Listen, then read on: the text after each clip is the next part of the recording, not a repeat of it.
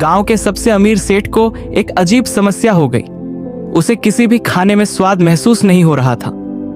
बड़े बड़े डॉक्टर हार मान गए, लेकिन फिर एक अनोखी सलाह ने उसकी सोच और जिंदगी दोनों बदल दी।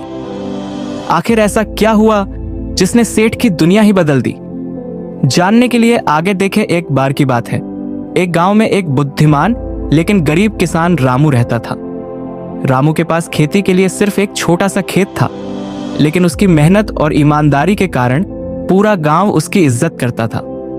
गांव में एक और आदमी था, सेठ गोपाल। वह गांव का सबसे अमीर आदमी था, लेकिन उसका स्वभाव बहुत घमंडी था। वह हमेशा गरीब लोगों का मजाक उड़ाता और अपनी संपत्ति पर घमंड करता।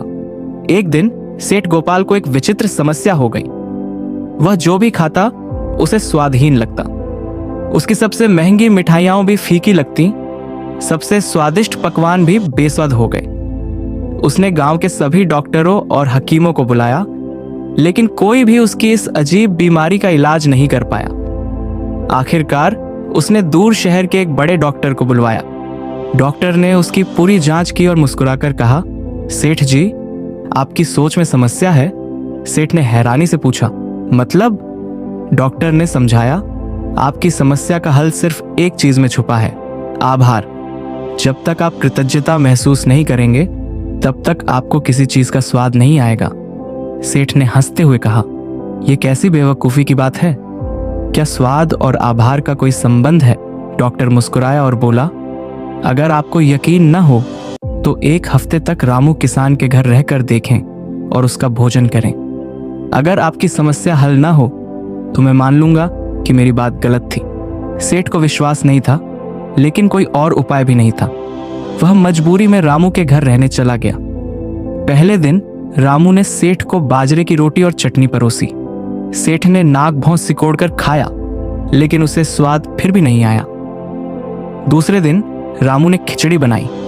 वह खुद बड़े प्यार से खा रहा था, लेकिन सेठ को अब भी स्वाद नहीं आ रहा था। तीसरे दिन जब सेठ ने देखा कि रामू कितनी मेहनत से खेत में काम करता है, लेकिन फिर भी हर छोटे छोटे सुख के लिए ईश्वर को धन्यवाद देता है, तो वह सोच में पड़ गया। चौथे दिन जब रामू ने उसे अपने हाथों से बनी रोटी दी और कहा, भगवान का शुक्र है कि हमें 2 वक्त की रोटी मिल रही है, तो सेठ को पहली बार महसूस हुआ कि वह अपनी जिंदगी में कितना अभाव महसूस कर रहा था, जबकि उसके पास सब कुछ था। अगले दिन जब उसने पहली बार सच्चे मन से भोजन को आभार के साथ खाया, तो उसे स्वाद महसूस होने लगा। उसे एहसास हुआ कि भोजन का असली स्वाद किसी महंगे मसाले में नहीं, बल्कि मन की संतुष्टि और कृतज्ञता में होता है। जब एक हफ्ते बाद सेठ अपने घर लौटा, तो वह पूरी तरह बदल चुका था। उसने गांव में एक बड़ा अन्न भंडार खुलवाया, जहां गरीबों को मुफ्त भोजन मिलता था। उसने अपनी संपत्ति का उपयोग लोगों की भलाई के लिए करना शुरू कर दिया। समस्या हमेशा बाहर नहीं होती, कभी कभी उसका हल हमारे भीतर होता है। सही सोच और आभार की भावना हमें जीवन के असली स्वाद का अनुभव कराती है। अगर हम अपनी सोच बदल दें, तो हमारी पूरी दुनिया बदल सकती है।